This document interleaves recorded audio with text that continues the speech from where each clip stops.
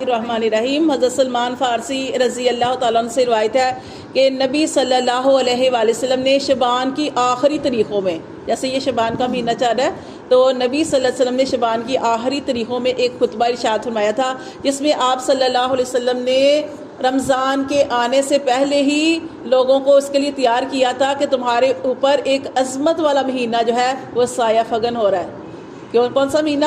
رمضان المبارک، کہ تمہارے اوپر عظمت والا مہینہ، برکت والا مہینہ، رحمتوں والا مہینہ جو ہے وہ آ رہا ہے، اور اس مہینے میں ایک رات ایسی ہے کہ جس کا ثواب 1000 مہینوں سے بہتر ہے، اور آپ جانتے ہیں کہ وہ رات لیلۃ القدر ہے، اور وہ رمضان کی آخری راتوں میں اس کو تلاش کیا جاتا ہے، اور آپ اسی لیے وہ لوگ جو ہیں اعتکاف میں بیٹھتے ہیں۔ نبی صلی اللہ علیہ وآلہ وسلم نے پہلے 10 راتوں کا اعتکاف کیا۔ دیکھیں کتنی آسانی ہے ہمارے لیے۔ نبی صلی اللہ علیہ وسلم نے پہلے 10 راتوں کا اعتکاف کیا، رمضان کی پہلی 10 راتوں کا۔ آپ کو شب قدر نہیں ملی، آپ نے پھر دوسرے عشرے کا اعتکاف کیا، آپ کو شب قدر نہیں ملی۔ پھر آپ صلی اللہ علیہ وسلم نے رمضان کے آخری عشرے کا اعتکاف کیا، پھر آپ نے ہمارے لیے آسانی فرما دی کہ اب اس رات کو آخری عشرے میں تلاش کیا جائے۔ اور نبی صلی اللہ علیہ وآلہ وسلم کو بتا دیا گیا تھا، آپ صلی اللہ علیہ وسلم کو بتا دیا گیا تھا کہ لیلۃ القدر کون سی رات ہے۔ کتنی بڑی بات تھی کہ ہمیں پتہ چل جاتا کہ لیلۃ القدر کون سی رات ہے، تو ہم اس ایک رات میں جاگ لیتے اور ایک رات میں جو ہے وہ اللہ سے دعائیں کرتے، اور ہمیں 1000 مہینوں کا ثواب مل جاتا۔ لیکن کیا ہوا کہ نبی صلی اللہ علیہ وسلم جب واپس آ رہے تھے تو آپ صلی اللہ علیہ وآلہ وسلم نے دیکھا کہ 2 آدمی رستے میں لڑائی کر رہے ہیں، 2 آدمی رستے میں لڑائی کر رہے تھے۔ اس لڑائی کرنے کی وجہ سے، یہ لڑائی کی اتنی نحوست ہوتی ہے، جہاں پہ لڑائی ہوتی ہے وہاں سے رحمتیں برکتیں دور چلی جاتی ہیں۔ تو 2 آدمی لڑائی کر رہے تھے، لڑائی کرنے کی وجہ سے کیا ہوا کہ آپ صلی اللہ علیہ وسلم کو بلا دیا گیا، آپ صلی اللہ علیہ وسلم کے ذہن سے نکال دیا گیا، آپ کو بالکل بلا دیا گیا کہ لیلۃ القدر کون سی رات ہے۔ یہ لڑائی کی نحوست ہوتی ہے۔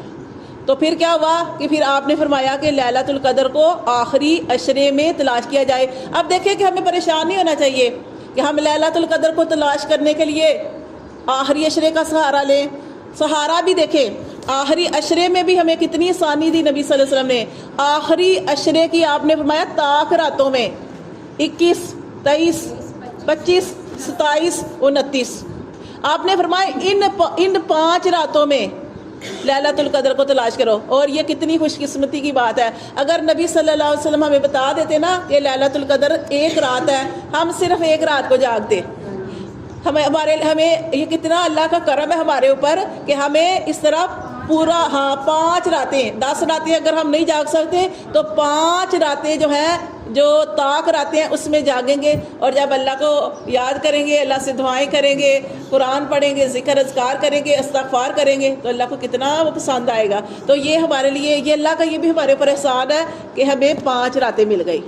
بلکہ کیا 5 راتیں، کیا یہ رمضان جو ہے نا پورا مہینہ جو ہے رحمتوں کا، برکتوں کا ہے۔ اس کے بارے میں نبی صلی اللہ علیہ وآلہ وسلم نے ارشاد فرمایا کہ رمضان المبارک میں اللہ تبارک و تعالیٰ نفل کا ثواب فرض کے برابر پہنچا دیتے ہیں، نفل کا ثواب فرض کے برابر۔ حالانکہ جب قیامت کا دن ہوگا تو جب ہمارے فرائض کی اندر کمی نکلے گی نا، ہماری فرضی نمازوں کے اندر ہمیں 70 نفلی نمازیں دینی پڑیں گی، 70 نفلی نمازیں، تو پھر وہ ایک فرض کے برابر پہنچے گی۔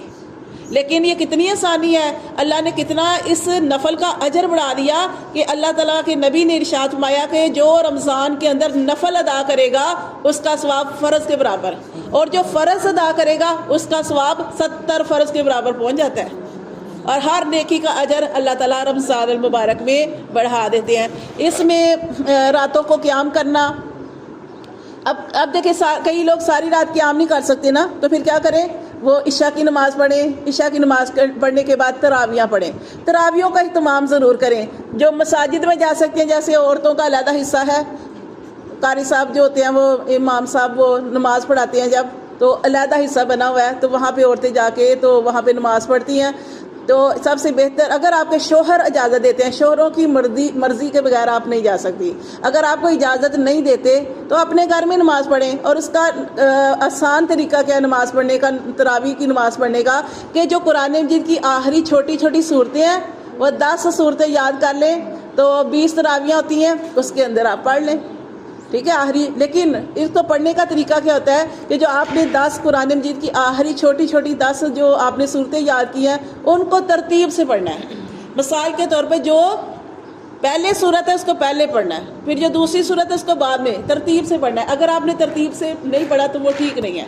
یعنی کہ قرآن کو ہمیشہ ترتیب سے پڑھ دیا. آپ اس طریقے سے کر سکتے ہیں. مثال کے طور پہ آپ کو قرآن مجید کی جو آخری 4 آپ نے چاروں کل پڑھ لی، آپ نے چاروں سورت کافرون پڑھی، سورت اخلاص پڑھی، سورت فلق پڑھی، سورت ناس پڑھی. اس کے بعد آپ نے دوبارہ سے قرآن الحمدللہ پڑھ لیں. اس کے بعد جو ہم نے اس کے اندر منزل کے اندر پڑھتے ہیں نا وہ آیات، سورت بقرہ کی پھر جو آیات آ جائیں گی، پھر اس کے اندر آیت الکرسی آ جائے گی، آیت الکرسی کے بعد کی آیات آ جائیں گی، اور سورت البقرہ کی آخری آیتیں آ جائیں گی. تو یہ آپ کو آتی ہیں، یہ پڑھیں. پھر اور بھی کتنی سورت توبہ کی آیات ہیں، یہ چھوٹی چھوٹی آیات بھی پڑھ سکتے ہیں. اگر آپ نے قرآن مجید کی آخری 10 کوشش کریں وہی پڑھ لیں. اگر آپ کو مطلب کہ اس کے علاوہ بھی آپ پڑھنا چاہتے ہیں، آپ کا دل چاہتا ہے، جیسے نبی صلی اللہ علیہ وسلم جو تھے قیام کرتے تھے تو آپ صلی اللہ علیہ وسلم لمبی لمبی صورتیں پڑھتے تھے.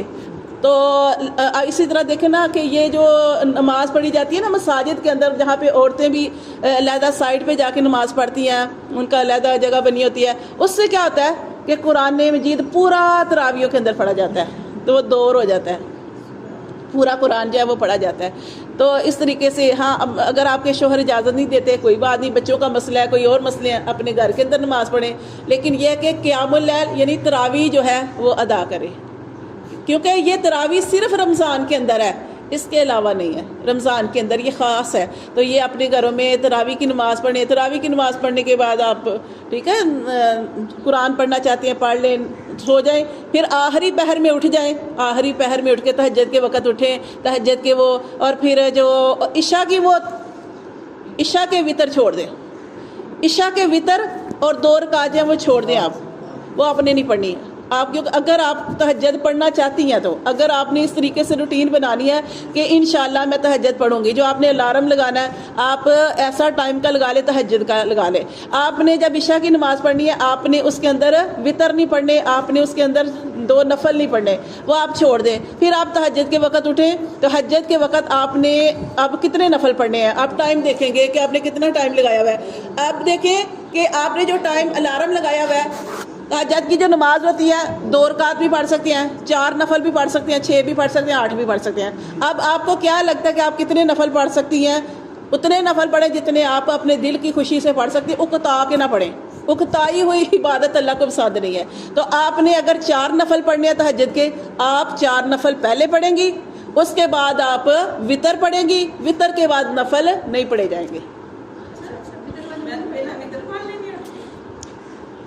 نفل تہجد کی نماز پڑھی جائے گی، نوافل پڑھے، اس کے بعد جو آپ نے چھوڑے تھے وتر چھوڑے تھے، پھر وتر پڑھیں گے. وتر آخری نماز ہوتی ہے، اس کے بعد نوافل ادا نہیں کیے جاتے. یہ اس کا طریقہ ہے تہجد کی